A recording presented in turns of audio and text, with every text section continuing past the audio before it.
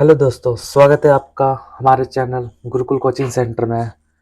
आज हम देखने वाले हैं क्लास 10 के कुछ इम्पोर्टेंट एमसीक्यू मैथ के हैं, जो आपके एग्जाम में आ भी सकते हैं। सीबीएसई बोर्ड के ज़्यादा इंपॉर्टेंस होते हैं, तो उनके कुछ इम्पोर्टेंट एमसीक्यू देखते हैं और समझते हैं। एमसीक्यू ऐसे होते हैं जो आपके एग्जाम में ज़्यादातर टाइम कंज्यूम कर लेते हैं। आपको लगते बहुत आसान है, पर वो क्या करते हैं, छोटे छोटे एक एक नंबर के क्वेश्चन होते हैं जो ज़्यादा टाइम कंज्यूम करते हैं। इससे आपको बचना है। चलिए शुरू करते हैं। देखिए, पहला क्वेश्चन है हमारे पास, देखते हैं। If alpha and beta are the zero of polynomial 3x² + 6x + k such that alpha plus beta plus alpha beta equal to -2/3, then the value of k की वैल्यू निकालनी है। तो इसमें देखो, सबसे पहले आपके पास जो इक्वेशन दे रखा है उससे आप ए बी सी निकालो। ए आपका 3, बी आपका 6, सी आपका k है। अब यहां पर अल्फा प्लस बीटा निकाल लो। अल्फा प्लस बीटा क्या होता है फॉर्मूला, -b/a, माइनस बी की जगह पर क्या रखोगे 6/a। ये कट के कितना आ जाएगा, -2। अल्फा बीटा निकालो। अल्फा बीटा कितना होता है c/a मतलब कि k/3। ये रख दिया। अब इसके ऊपर वैल्यू पुट करो जो इक्वेशन दे रखी थी, alpha plus beta plus alpha beta equal to -2/3। तो अल्फा प्लस बीटा की वैल्यू हमें पता था -2 आया है, प्लस अल्फा बीटा की वैल्यू है k/3 इक्वल टू -2/3। अब यहाँ पर कुछ नहीं है तो एलसीएम ले लो, एलसीएम लेके सॉल्व कर दोगे। 3 हो गया, -6 प्लस k इक्वल टू -2/3। 3 से 3 कट जाएगा, k की वैल्यू कितनी हो जाएगी, 6 इधर जाएगा तो प्लस का हो जाएगा -2, k की वैल्यू हो जाएगी आपकी 4। तो ऑप्शन कौन सा हो गया इसमें, आपका डी ऑप्शन सही है।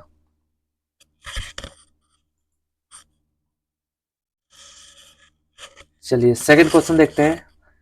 If x equal to 1 y equal to 2 is a solution of pair of linear equation. ये आपके पास दो पेयर ऑफ लीनियर इक्वेशन है, उसके सोल्यूशन दे रखे हैं। तो आपको बताना है यहाँ पर चार ऑप्शन में से कौन सा ऑप्शन सही है। तो सबसे पहले आप x और y की वैल्यू इन इक्वेशन के ऊपर पुट करो। जैसे मान के चलो यहाँ पर x और y की वैल्यू पुट करके a और b निकालते हैं। तो 2x - 3y + a equal to 0 है। तो यहाँ पर x की जगह पर 1 पुट कर दिया, y की जगह पर 2। तो कितना हो जाएगा, 2 - 6 प्लस का a इक्वल टू 0। तो यहाँ पर -4 plus a equal to 0। a की वैल्यू निकल गई हमारी 4। अब ऐसे यहाँ पर सेकेंड वाला इक्वेशन है 2x + 3y - b equal to 0। तो यहाँ पर वैल्यू पुट करते हैं, x की जगह पर 1, 3y की जगह पर 2, -b इक्वल टू 0। कितना हो जाएगा, 2 + 6 - b equal to 0, 8 - b equal to 0। तो यहाँ पर b की वैल्यू निकल जाएगी आपकी 8। अब यहाँ पर देखो, a 4 है, 8 b 8 है, तो a का दुगना है ना b क्या है, a का दुगना है।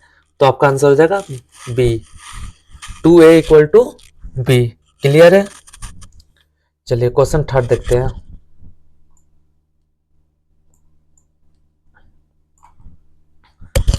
The mid point of a line segment joining the point. आपके पास ये दोनों पॉइंट है, इसका मिड पॉइंट निकालना है। तो मिड पॉइंट निकालने के लिए सबसे पहले x निकाल लो। कितना हो जाएगा, 4 - 4/2। x आपका कितना आ गया, 0/2। x आपका आ गया 0। अब यहाँ पर y निकाल लो। y इक्वल टू क्या हो जाएगा, 6 + 5/2। y की वैल्यू आ जाएगी 11/2। x 0, x कौन से एक्सिस पे 0 होता है, y एक्सिस पर x आपका 0 होता है। तो आंसर हो जाएगा b।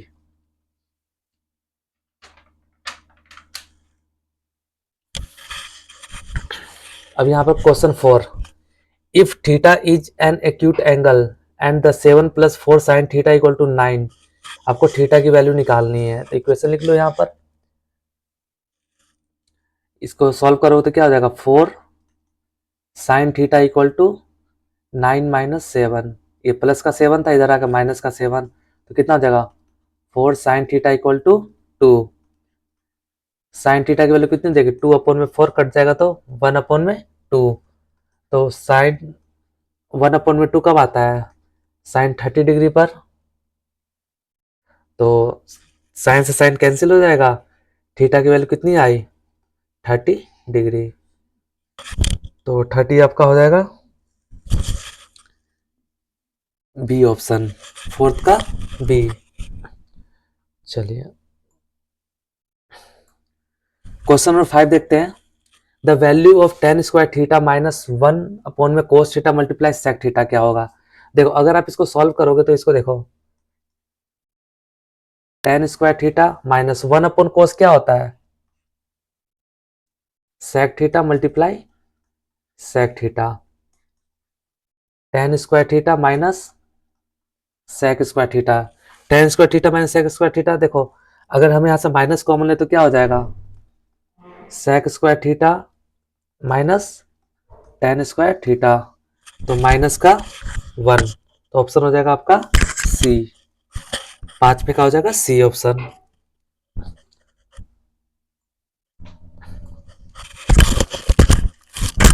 Question number 6, if HCF 98 28। देखो दो नंबर है जिनका एचसीएफ आपको दे रखा है m, दो नंबर के एलसीएम n है, तो इनकी वैल्यू बतानी है। तो सबसे पहले आप क्या करोगे, इनके एचसीएफ और एलसीएम को निकालोगे। तो देखो हम यहाँ पर पहले दोनों को प्राइम फैक्टराइजेशन कर दो। 28 का प्राइम फैक्टराइजेशन करोगे तो कितना हो जाएगा, 2 से करेंगे तो ये हो जाएगा आपका 14, फिर 2 से किया तो 7, 2 से किया तो सॉरी अब यहाँ 7 से जाएगा तो 1। 98 का प्राइम फैक्टराइजेशन कर दो, 2 से करेंगे तो 49, 7 से गया 7 बार में, फिर 7 से गया 1 बार में। तो यहाँ पे देखिए 28 को क्या लिख सकते हैं, 2 का स्क्वायर मल्टीप्लाई 7, 98 को क्या लिखोगे, 7 का स्क्वायर मल्टीप्लाई 2। एचसीएफ की बात करोगे तो जो दोनों में कॉमन आ रहा है, दोनों में 2 एंड 7 कॉमन आ रहा है, तो एचसीएफ आपका हो जाएगा 14। एलसीएम की बात करोगे तो 2 का स्क्वायर मल्टीप्लाई 7 का स्क्वायर, 2 का स्क्वायर 4, 7 का स्क्वायर 49। इसको मल्टीप्लाई करोगे तो आपका आ जाएगा 196। अब इसके ऊपर पुट करो n माइनस 7m, n किसको माना था, एलसीएम को, तो एलसीएम की वैल्यू 196 माइनस 7m, m किसको माना है, एचसीएफ को, एचसीएफ आपका कितना है 14। तो 196 मल्टीप्लाई 14 7 जा 98, आपका कितना बचेगा 98। तो 98 आपका सी ऑप्शन सही है। देखो इसमें क्या बोला, the tangent draw at the extremities of the diameter of a circle are always. जैसे ये आपका एक सर्कल है, इसमें ये डायमीटर हो गया, अगर डायमीटर से टच करते हुए मान लो कोई टेंजेंट जा रहा है यहाँ से टच करते हुए, और एक टेंजेंट यहाँ से जा रहा है डायमीटर को, तो ये दोनों टेंजेंट आपस में क्या होते हैं, ये वाला टेंजेंट और ये टेंजेंट आपस में क्या होंगे हमेशा, पैरेलल। तो आपका 7 का ये आंसर सही है। Question number 8, in triangle ABC. देखो यहाँ पर दो ट्रायंगल की बात कर रहा है, चैप्टर 6 आपने ट्रायंगल देखा होगा, तो यहाँ पर दो ट्रायंगल ले लेते हैं। देखो ये हो गया ए बी सी, और दूसरा ट्रायंगल हो गया D E F. Angle B E के इक्वल है, एंगल बी आपका ई के इक्वल है, एंगल एफ इक्वल टू सी, ये एफ सी के इक्वल है। तो यहाँ पर बताना है ए बी आपका 3DE है। देखो अगर किसी दो ट्रायंगल में दो एंगल इक्वल रहते तो वो सिमिलर हो जाता है, पर कॉन्ग्रेंट होने के लिए उसके साइड इक्वल आना चाहिए। पर यहाँ पर देखो ए बी और डी आपस में इक्वल नहीं है, 1:3 में आ रहे हैं, तो यहाँ पर क्या होगा, ये सिमिलर है पर कॉन्ग्रेंट नहीं है। तो आंसर आएगा आपका डी ऑप्शन। चलिए क्वेश्चन नंबर 9 देखते हैं। बोला इफ -1 की पावर n प्लस -1 की पावर 8 इक्वल टू 0 है तो n क्या होगा। देखो बहुत आसान है, इसको सॉल्व कर लो। अगर -1 की पावर n प्लस -1 की पावर 8 इक्वल टू 0 है, देखो -1 की पावर n, इसको सॉल्व करोगे -1 की पावर अगर पॉजिटिव में जा रहा है तो क्या हो जाएगा, आपका 1 हो जाएगा, इक्वल टू 0, -1 की पावर n, ये इधर गया तो माइनस का 1। अब ये बताओ -1 की पावर आप क्या रखोगे, n की वैल्यू क्या रखोगे कि आंसर नेगेटिव आना चाहिए। देखो अगर नेगेटिव नंबर का पावर अगर ऑड है तो नेगेटिव आंसर आता है, और इवन है तो पॉजिटिव आता है, तो आपका n क्या हो जाएगा, ऑड हो जाएगा, तो कोई भी ऑड नंबर आपका आंसर हो जाएगा। तो इसमें कौन सा हो जाएगा आंसर, 9 में का सी आपका राइट आंसर है। क्वेश्चन नंबर 10, आपके पास दो पोलिनोमियल ग्राफ शो हो रहे हैं यहाँ पर, the number of distance zero, इसमें कितने जीरो होंगे, देखो ये 2 पॉइंट पर कट कर रहा है, एक यहाँ पर और एक यहाँ पर कट कर रहा है, तो कितने जीरोज होंगे इसमें, सी ऑप्शन, 2 जीरोज होंगे यहाँ पर। ये बहुत ही आसान क्वेश्चन है, एनसीईआरटी में भी ऐसे क्वेश्चन आपको देखने को मिल जाएंगे। चलो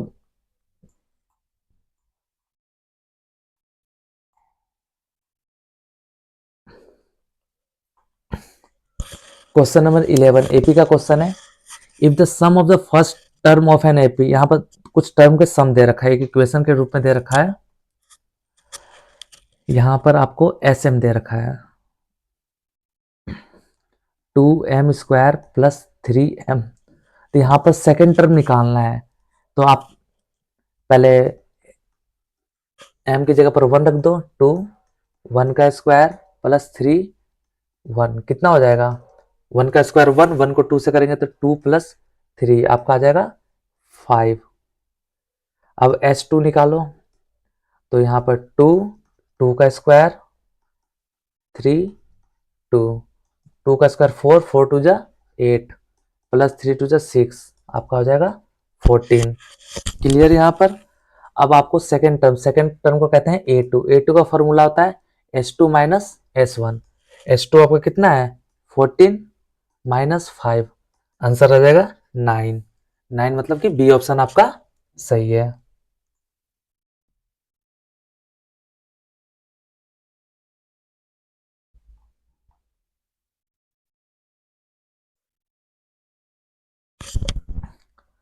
चलिए ये आपका क्वेश्चन आ गया स्टैटिक्स का।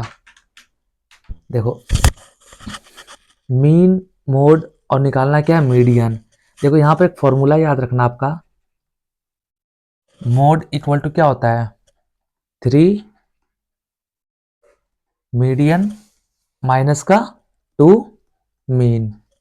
तो यहाँ पर देखो मोड कितना दे रखा 15x, तो यहाँ पर 15x इक्वल टू 3 मीडियन, तो मीडियन आपको निकालना है, तो 3 मीडियन माइनस 2 मीन की वैल्यू कितनी है 18x, तो 18x 15x equal to 3 median 18 to जा 36x, अभी 36 इधर प्लस में आ जाएगा, 15x plus 36x equal to 3 median, कितना हो जाएगा ये, अगर 15 और 36 को ऐड करेंगे तो ये आपका आ जाएगा 51x इक्वल टू 3 मीडियन, तो 3 से 51 को कट कर दोगे तो ये 17 के टेबल में जाता है 17x इक्वल टू मीडियन, तो 17x आपका सी ऑप्शन आपका सही हो जाएगा।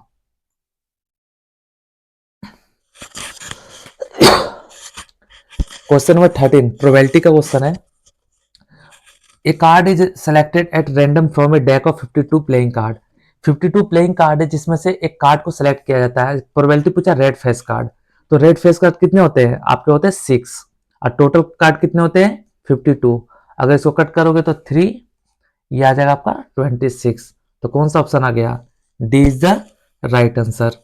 क्लियर है। Which of the following is rational number between √3 and √5, √3 और √5 के बीच में कौन सा रेशनल नंबर आता है, तो यहां पर आपको देख के पता चल जाएगा, यहाँ पर 3 नंबर तो ऐसे नहीं होंगे, आपका डी ऑप्शन हो जाएगा सही। अब पूछोगे कैसे डी, देखो सिंपल भी है, दिमाग भी लगा सकते हो आप लोग। देखो √3 की वैल्यू कितनी होती है 1.732, √5 की वैल्यू कितनी होती है 2.236, ऐसा कुछ चलता रहेगा। अब इन दोनों के बीच की वैल्यू कौन सी है, ये तो है नहीं, ये भी नहीं है, पाई तो इरेशनल नंबर होता है, तो ऑप्शन कौन सा बचा, D, D is the right answer.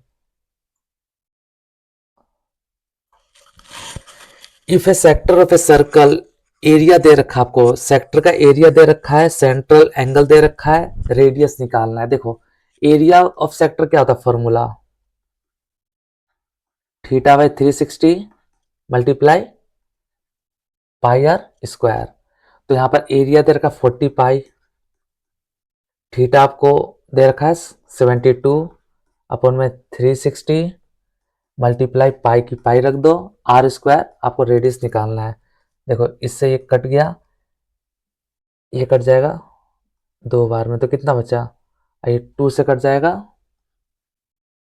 20, तो यहाँ पर एक जीरो है, तो 20 multiply 10 equal to r square, मतलब कि 200 इक्वल टू आर स्क्वायर, ये रूट में चला जाएगा, तो 200 क्या ले सकते हो, 100 मल्टीप्लाई 2 आर, तो 100 किसका होता है 10 √2 इक्वल टू रे आर। तो आपका क्या आंसर आ जाएगा, डी ऑप्शन आपका सही आंसर है। क्वेश्चन नंबर 16,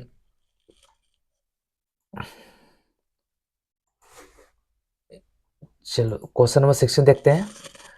यहाँ पर फिगर दे रखा पी है, एक टेंजेंट है, देखो यहाँ टेंजेंट है तो यहाँ पर नॉर्मल सी बात है 90 डिग्री का एंगल बनाएगा। यहाँ पर पीओबी, पीओबी ये एंगल आपको 115 का दे रखा है, एपीओ ये एंगल आपको निकालना है। देखो लीनियर पेयर ऑफ एंगल के कंसेप्ट से ये आपका कितना का हो जाएगा, अगर 180 का पूरा हो तो उसमें से 115 माइनस करोगे तो ये आपका हो जाएगा 65। अब सिंपल है, 90, ये 90 जो आपका एंगल है 90 को 65 को प्लस करते हैं और उसको, ट्रायंगल के तीनों एंगल का सम 180 होता है, तो 90 प्लस 65 ये आपका हो जाएगा 155, तो 180 में से माइनस कर दो 155, आंसर आ जाएगा आपका 25, तो आपका ए ऑप्शन सही है।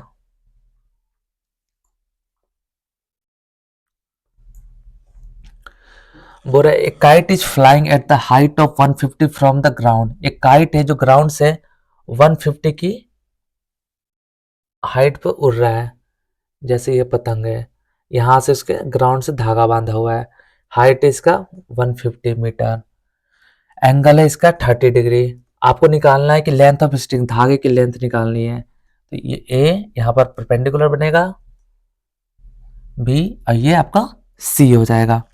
तो यहाँ पर निकाल लो, ये एंगल के सामने वाला आपका परपेंडिकुलर, ये हाइपोटेनियस, इन दोनों का यूज कर लो। तो साइन का फॉर्मूला लगा देना, साइन थीटा इक्वल टू क्या होता है पी अपॉन में एच, तो यहाँ पर ए बी अपॉन में ए सी, तो साइन 30 डिग्री, ए बी आपका कितना 150 अपॉन में ए सी कितना है, निकालना है ए सी, तो साइन 30 की वैल्यू 1/2 150 अपॉन में ए सी, ये मल्टीप्लाई करोगे तो ए सी इक्वल टू कितना हो जाएगा 300, 300 मतलब बी आपका सही ऑप्शन है।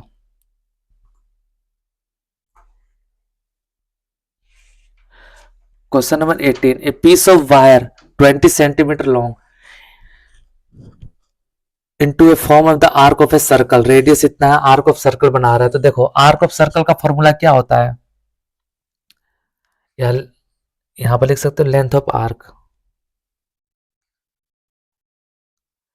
लेंथ ऑफ आर्क का फॉर्मूला क्या होता है θ/360 multiply 2 pi r, length of arc आपका 20 है, थीटा आपका नहीं पता है, ये निकालना है, अपॉन में 360 मल्टीप्लाई 2, पाई की जगह पाई रखते हैं, आर की जगह पर 60 अपॉन में पाई, देखो पाई से पाई कट जाएगा, 60 से ये कट जाएगा 6 बार में, तो कितना बचा 20, ये 6 इधर मल्टीप्लाई में आ गया 2 थीटा, तो 2 से कट जाएगा 3, तो कितना हो जाएगा 60 डिग्री इक्वल टू थीटा।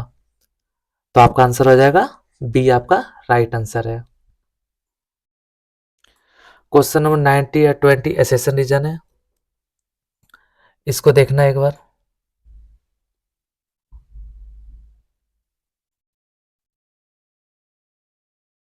चलो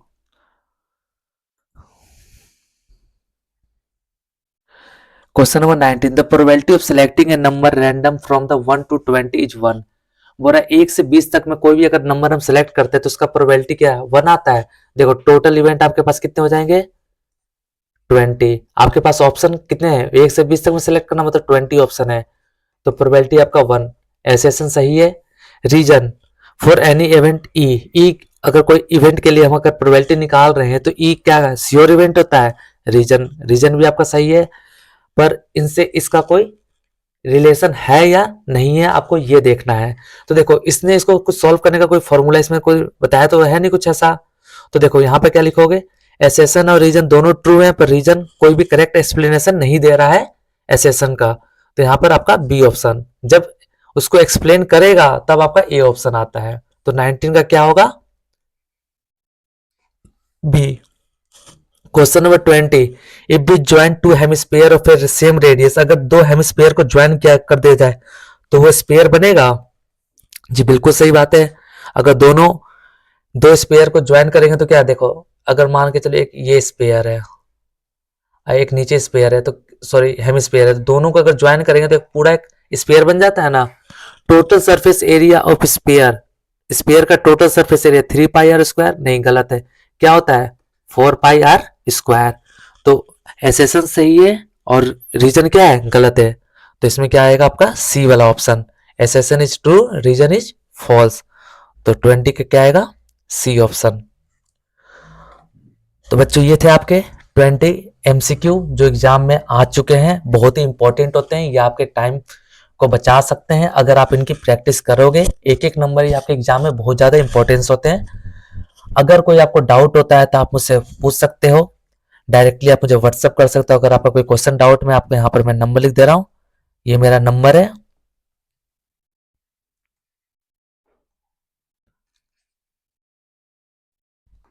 अगर आपका कोई भी डाउट हो आप मुझसे डायरेक्टली व्हाट्सएप पर जुड़ सकते हैं, मुझे मैसेज कर सकते हो, मैं आपका डाउट जितना जल्दी पॉसिबल हो सके इतना जल्दी सॉल्व करके एक वीडियो के रूप में सॉल्व करके आपको बता दूंगा। Okay thank you.